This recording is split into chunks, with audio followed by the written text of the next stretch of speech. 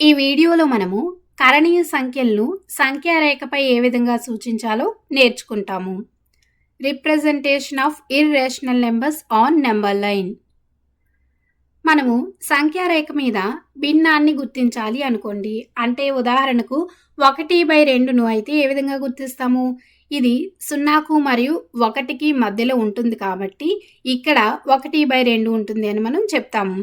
అలాగే పూర్ణ సంఖ్యను -3ను ఎలా గుర్తిస్తాము? ఇది 0 నుంచి ఎడమ వైపు 3 స్థానాలు వెళ్తే మనకు ఇక్కడ అనేది ఉంటుంది. అలాగే పూర్ణాంకము 5నైతే ఏ విధంగా గుర్తిస్తాము?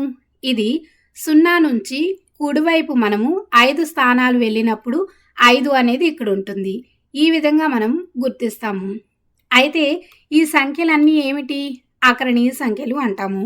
ఎందుకు? ఇక్కడ పూర్ణ సంఖ్య -3ని తీసుకున్నాము అనుకోండి, దీన్ని మనము -3/1గా రాసుకోవచ్చు.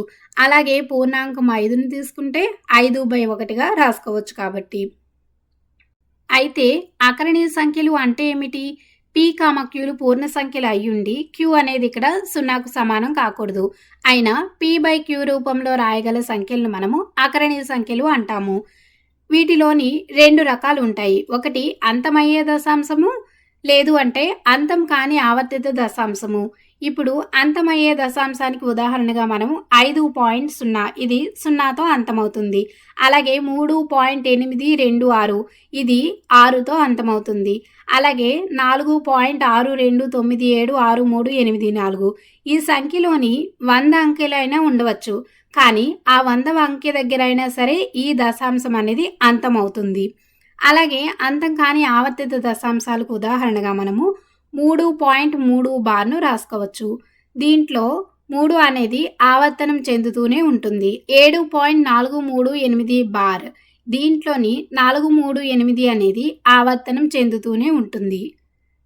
మరి కరణీయ సంఖ్యలు అంటే ఏమిటి? p/q రూపంలో రాయలేని సంఖ్యలను మనము అకరణీయ సంఖ్యలు అంటాము. ఇవి అంతము కానీ మరియు ఆవర్తనము కానీ దశాంశ విస్తరణను కలిగి ఉంటాయి. ఉదాహరణకు చూడండి, √2 యొక్క విలువను తీసుకుంటే 1.4142 ఈ విధంగా అంకెలు అనేవి వస్తూనే ఉంటాయి. అలాగే పైన తీసుకుంటే దీని విలువ 3.414 ఇవి కూడా అంకెలు అనేవి వస్తూనే ఉంటాయి. అయితే మరి √2 మరియు √3 లాంటి కరణీయ సంఖ్యలను ఖచ్చితంగా సంఖ్యారేఖపై ఏ విధంగా సూచించాలి? అసలు మనము √2ను సంఖ్యారేఖపైన సూచించగలమా, సూచించలేమా? ఇక్కడ మనకు √2 విలువ మనకు తెలుసు. ఈ దశాంశం అనేది అంతము అవ్వడం లేదు, అలా అని ఆవర్తనం కూడా కావడం లేదు. సాధారణంగా అయితే మనము సంఖ్యారేఖపై 1ని గుర్తించాలి అనుకోండి, ఇక్కడ ఉంది అని గుర్తిస్తాము. అలాగే 2ను గుర్తించాలి అంటే ఇక్కడ ఉంది అని గుర్తిస్తాము. మరి ఇటువంటి కరణీయ సంఖ్యలను అయితే ఏ విధంగా గుర్తిస్తాము అంటే దానికోసం మనకు రేఖాగణితంలోని పైథాగరస్ సిద్ధాంతాన్ని ఉపయోగించుకొని ఇటువంటి సంఖ్యలను మనం గుర్తించవచ్చు. అసలు పైథాగరస్ సిద్ధాంతము అంటే ఏమిటి? ఒక లంబకోణ త్రిభుజంలోని కర్ణము యొక్క వర్గము మిగిలిన 2 భుజాల వర్గాల మొత్తానికి సమానము. అంటే ఇక్కడ చూడండి, లంబకోణ త్రిభుజాన్ని తీసుకున్నాం కదా, దీంట్లో భుజాలు ABC అయిందనుకోండి, దీన్ని మనం a² + b² c² రాసుకోవచ్చు. ఇప్పుడు మనం √2ను సంఖ్యారేఖపై సూచిద్దాం. అయితే దీనికోసం ఏం చేయాలి అంటే 1 యూనిట్ భుజముగా గల లంబకోణ త్రిభుజాన్ని నిర్మిద్దాం. ఇక్కడ మనకు a మరియు b అనేది 1 యూనిట్ తీసుకున్నాము. ఇప్పుడు లంబకోణ త్రిభుజంలోని కర్ణము యొక్క పొడవు cని ఇప్పుడు మనం కనుక్కోవాలి. అయితే ఏ విధంగా కనుక్కుంటాము? పైథాగరస్ సిద్ధాంతాన్ని ఉపయోగించి మనం కర్ణాన్ని కనుక్కోవచ్చు. a² + b² c² కాబట్టి దీంట్లో a అనేది 1 యూనిట్, b అనేది 1 యూనిట్. అప్పుడు 1t² + 1t² c² అవుతుంది. c² ఏమవుతుంది? 2 అవుతుంది. అప్పుడు c ఏమొస్తుంది? మనకు √2 అనేది వస్తుంది. ఇప్పుడు ఏం చేయాలి అంటే సంఖ్యారేఖను గీసి బిందువులను గుర్తించుము. ఇక్కడ OB పొడవు 1 యూనిట్ ఉండేటట్లు ఓని మరియు బిని మనం సంఖ్యారేఖపై గుర్తించాలి. ఇక్కడ సంఖ్యారేఖను 0 నుంచి 2 వరకు మాత్రమే తీసుకోవడం జరిగింది. ఎందుకంటే ఆ తర్వాత ఉన్న సంఖ్యలతో ఇప్పుడు మనకైతే అవసరం లేదు కాబట్టి. అయితే ఇక్కడ మనము 0ను O అలాగే 1ని Bగా గుర్తిద్దాం. అప్పుడు వీటి మధ్య దూరం అనేది ఎంత ఉంటుంది? సరిగ్గా 1 యూనిట్ పొడవు అనేది ఉంటుంది.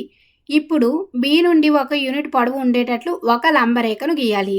B నుంచి మనము పైకి ఒక లంబరేఖను గీయాలి. ఇప్పుడు ఏం చేయాలి? దీన్ని మనము A అనుకుందాం.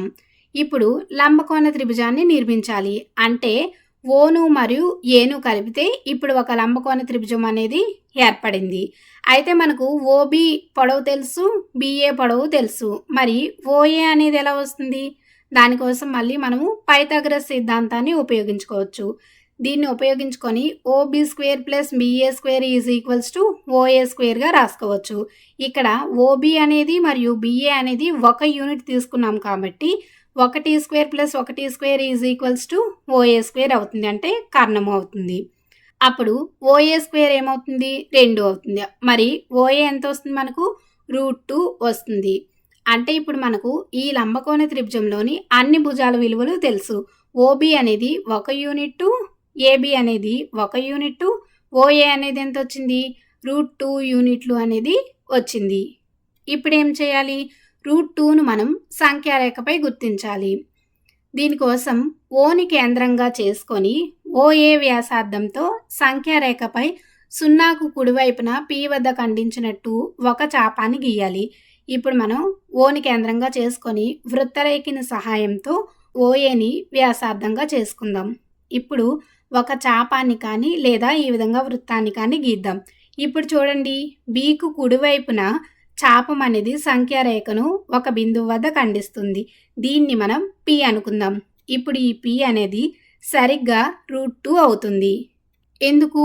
P అనేది సంఖ్యారేఖపై 0 నుంచి P వరకు సరిగ్గా √2 యూనిట్లు ఉంటుంది కాబట్టి. అయితే ఇది ఎలా పనిచేస్తుంది అంటే పైథాగరస్ సిద్ధాంతాన్ని ఉపయోగించి మనం ఓఏ రేఖాఖండం పొడవు √2 అని నిరూపించాము. ఇక్కడ మనం వృత్తలేఖని ఉపయోగించినప్పుడు అది ఖచ్చితమైన దూరాన్ని ఇస్తుంది. అంటే వృత్తలేఖని ఉపయోగించి మనం ఓఏని కనుక్కున్నాం కదా, అదే దూరాన్ని మనం వేరే ప్లేస్లో అంటే వేరే దగ్గర పెట్టినప్పుడు కూడా అంతే దూరం అనేది ఇస్తుంది. కాబట్టి మనకు ఓఏ అనేది ఓపీ అయింది. ఆ రెండు కూడా √2 యూనిట్లు అయ్యాయి. ఇప్పుడు మనం సంఖ్యారేఖపై √3ను సూచిద్దాం. దీనికోసం ఏం చేయాలి అంటే √2ని నిర్మించాం కదా, దీన్ని ఉపయోగించుకొని మనము √3ని సంఖ్యారేఖపై గుర్తించవచ్చు. అది ఎలాగో ఇప్పుడు మనం చూద్దాం. దీంట్లోని ఓఏ అనేది √2 యూనిట్లు అని మనకు తెలుసు. అయితే ఇప్పుడు ఏం చేయాలి అంటే ఇప్పుడు ఏ ఉంది కదా, ఏ నుండి 1 యూనిట్ పొడవు ఉండేటట్లు ఒక లంబరేఖను గీయాలి. అంటే ఇప్పుడు మనం పైకి ఒక లంబరేఖను గీద్దాం. ఇప్పుడు ఏం చేయాలి? దీన్ని మనం P అనుకుందాము. ఇప్పుడు O మరియు Pను కలుపుదాం. ఇప్పుడు చూడండి, ఇది కూడా ఒక లంబకోణ త్రిభుజాన్ని ఏర్పరిచింది. అయితే దీంట్లోని ఒక భుజం √2 యూనిట్లు, ఒక భుజం 1 యూనిట్ అయింది. ఇప్పుడు మనం దీంట్లోని కర్ణాన్ని కనుక్కోవచ్చు కదా. పైథాగరస్ సిద్ధాంతాన్ని ఉపయోగించుకొని మనం ఏం రాయవచ్చు? √2 whole square plus 1 square is equals to కర్ణము స్క్వేర్. అంటే దీన్ని మనం x అనుకుందాం. కాబట్టి x స్క్వేర్ అవుతుంది. ఇప్పుడు √2 హోల్ స్క్వేర్ అంటే ఎంత వస్తుంది? 2. అలాగే 1 స్క్వేర్ అంటే 1 వస్తుంది. ఇప్పుడు మనకు x స్క్వేర్ అనేది 3 వస్తుంది. x ఏమవుతుంది? √3 అవుతుంది. అంటే ఇక్కడ మనం ఓపీ అనేది ఎంత వచ్చింది? √3 యూనిట్లు వచ్చింది. ఇప్పుడు ఏం చేయాలి?